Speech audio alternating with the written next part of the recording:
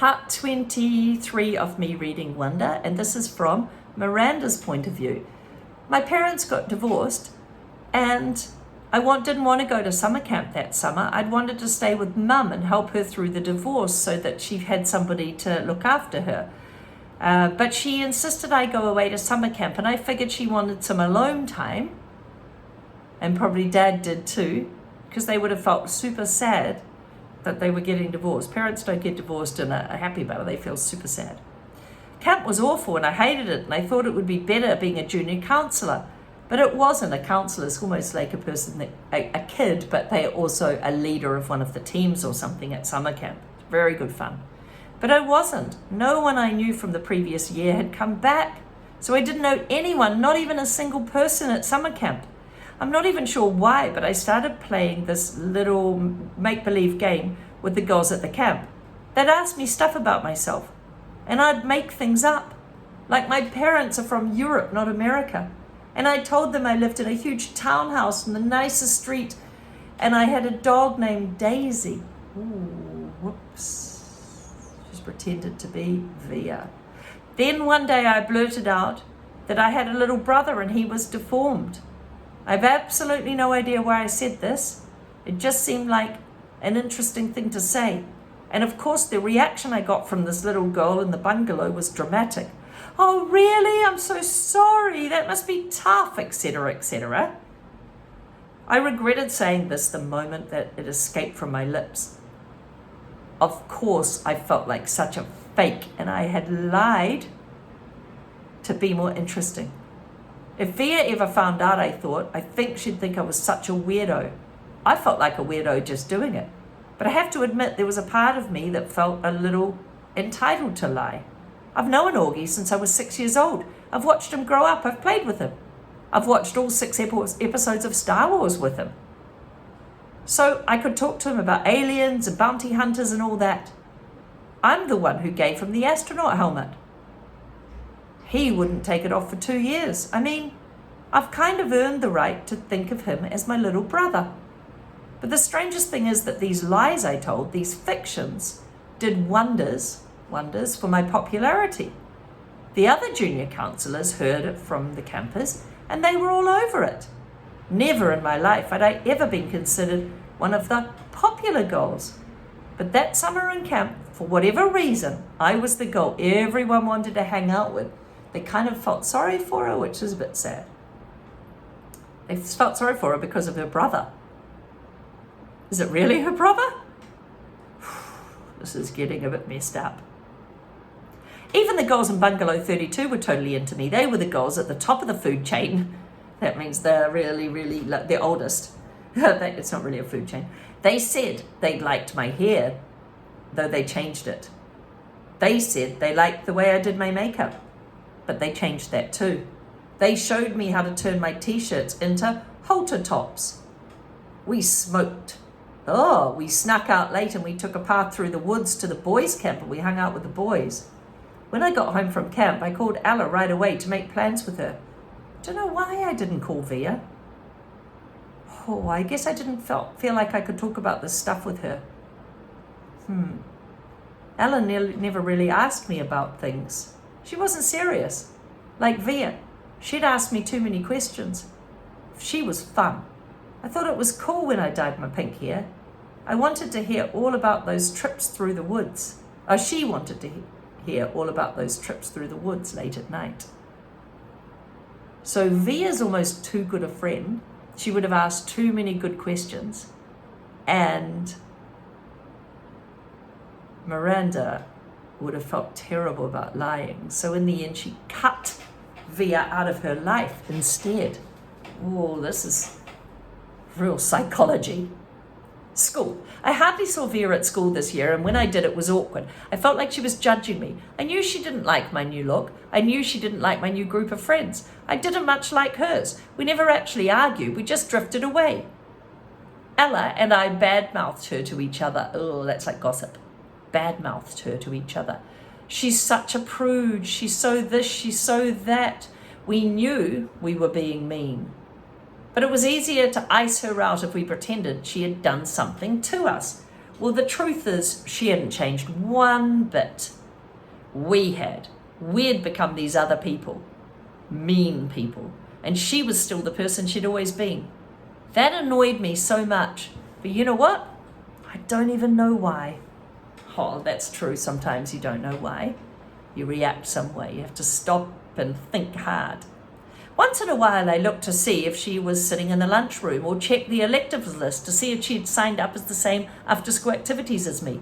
But except for a few nods in the hallway and the occasional hello, we never really spoke to each other.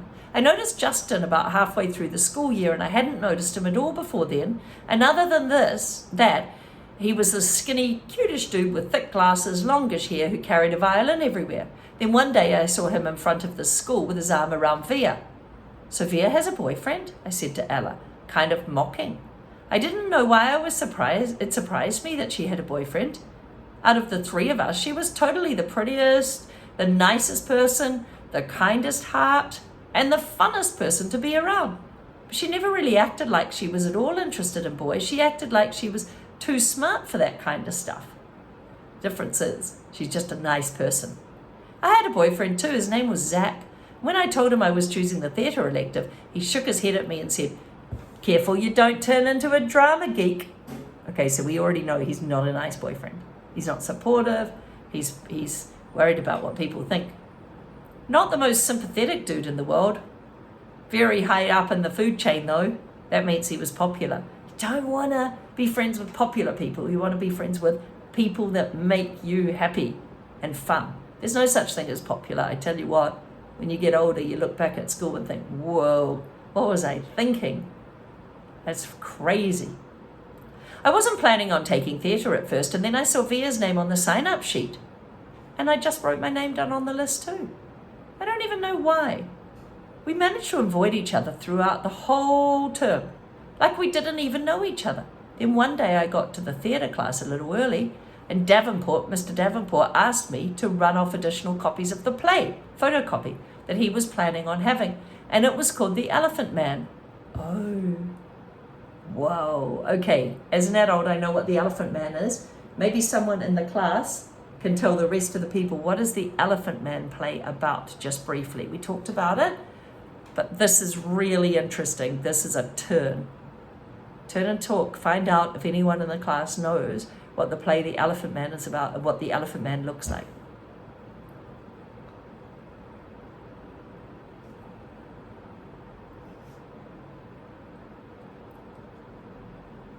The play was The Elephant Man that the teacher had asked me to make photocopies of. I heard about it, but I didn't really know what it was about, so I started skimming through the pages while I was waiting for the photocopy machine. It was about a man who lived more than 100 years ago, named John Merrick, who was terribly deformed. "We can't do this play," I told Mr. D when I got back to class, and I told him why. My little brother has a birth defect and has a deformed face, and this play would hit him too close to home. He seemed annoyed and a little unsympathetic, but I kind of said my parents would have a real issue with the school doing this play. So anyway, we ended up switching to our town. I think I went for the role of Emily Gibbs. That's the main part, because I knew Via was going for it too. Never occurred to me that I would actually beat her and get that part. So Miranda actually is being very kind here.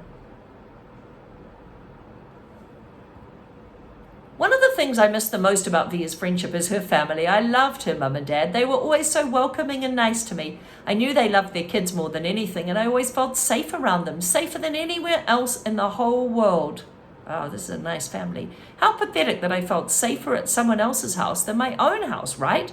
And of course I loved Augie. I was never afraid of him, even when I was little. I had friends that couldn't believe I'd ever go over to Via's house. "His face creeps me out," they'd say, or "You're stupid." And I'd tell them, "Don't be so ridiculous. Augie's face isn't bad once you get used to it, and he has to live with it, so we can get over it." I called Via's house once just to say hello to Augie. Maybe part of me was hoping that Via would answer. I don't really know. Hey, Major Tom, I said, using my nickname for him. Hey, Miranda. He sounded so happy to hear from me. His voice was actually it took me by surprise. I'm going to regular school now, he told me excitedly. Wow, I said, that was a total shock to me. I guess I never thought he'd go to regular school. His parents had always been so protective of him. I guess I thought he'd always be that little kid in the astronaut helmet I gave him. Talking to him, I could tell he had no idea that Via and I weren't close anymore. It's different in high school, I explained to him. I ended up hanging out with loads of different people. I have some friends as well at my new school, a kid named Jack and a girl named Summer. That's awesome, Augie, I said. Well, I was just calling to tell you I miss you and I hope you're having a good year. Feel free to call me whenever you want to, okay, Augie? You know I love you always. I love you too, Miranda. Say hi to Via for me. Tell her I miss her. I will. Bye. Bye. Neither my mother nor my father could see this is Miranda still, right? Neither my mother nor my father came and see me in the play on opening night. My mother because she had this thing at work, and my dad because his new wife was going to have her baby anytime soon. And he had to be nearby. Zach also, my boyfriend, couldn't come to opening night either. Opening night's the first night of a play. He had a volleyball tournament he couldn't miss. In fact, he wanted me to miss the opening night so I could come and see him and cheer him on. He wanted her to not be in the play that night because he wanted her to go and watch his basketball game. He's egocentric. That means thinks about himself, not other people. What a terrible boyfriend. My friends all went to the volleyball game instead of coming to see me. Even Ella didn't come. Given a choice, she chose the other people. Miranda's realized very quickly how loyal Via is, and she's chosen the wrong friends. So on opening night, no one that was remotely close to me was even there. And the thing is, I realized in my third or fourth rehearsal that I was good at this acting thing. I felt the part. I understood the words I spoke. I could read the lines as if they were coming from my brain and my heart. And on opening night, I can honestly say I knew I was going to be more than good. I was going to be great. I was going to be extraordinary. But there would be no one there to see me. So, turn and tell your neighbor what decision you know she made. And was she actually sick or did she make a decision? Now I'm going to go and turn my light on. Okay, turn and tell your neighbor, was she really sick?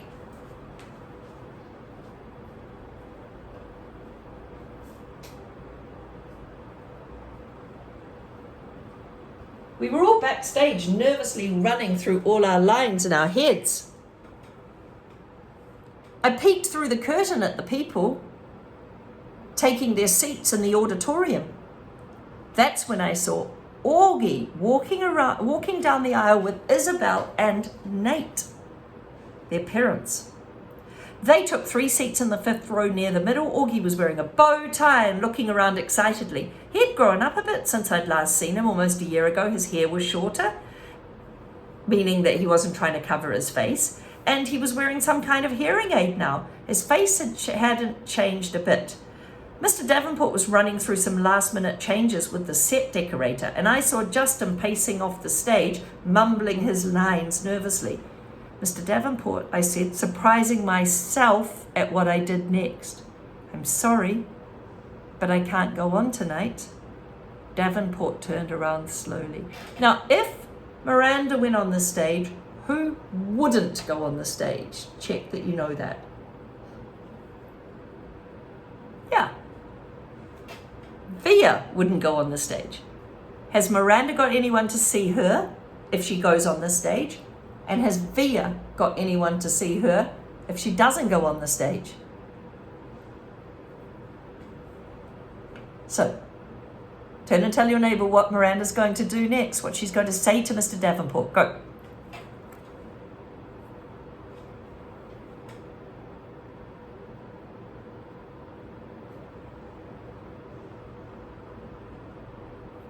What? He said.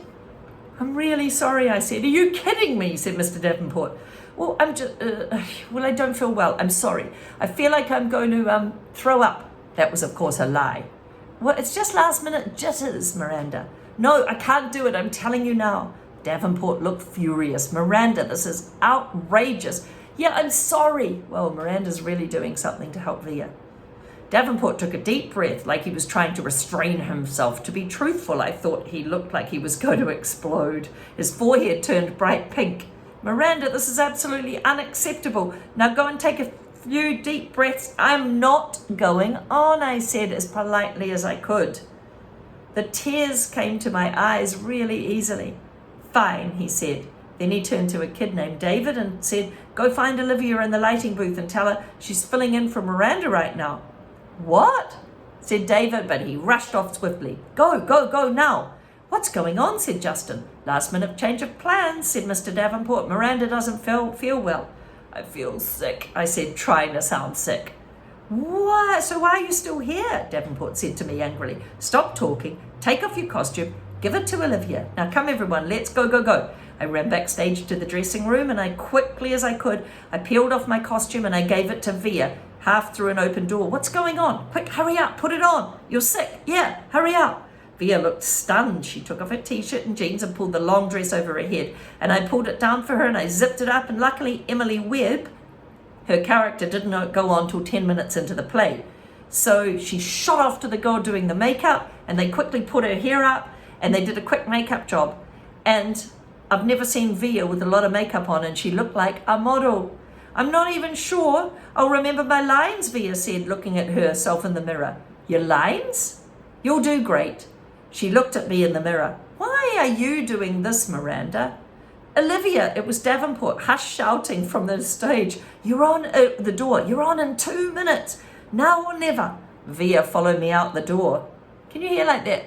Teacher's calling her Olivia and they're calling her Via. Via followed me out the door, so I never got the chance to answer any questions.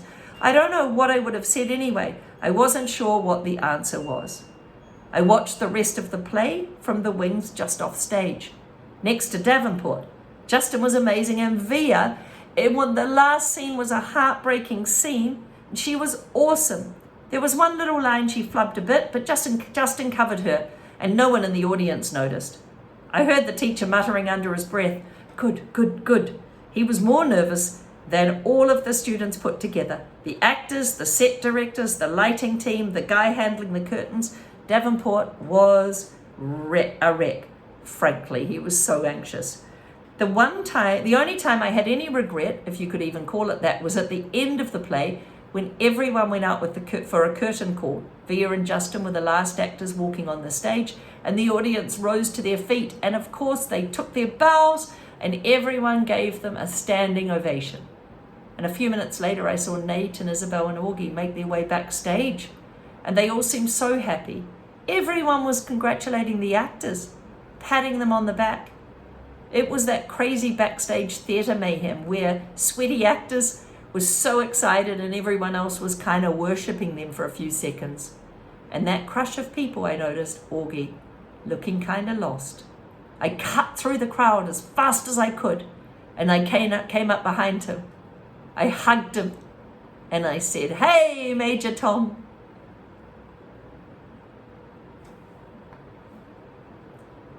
We're seeing a lot of changes in characters now and personalities, and we're learning why some of the characters are like they are.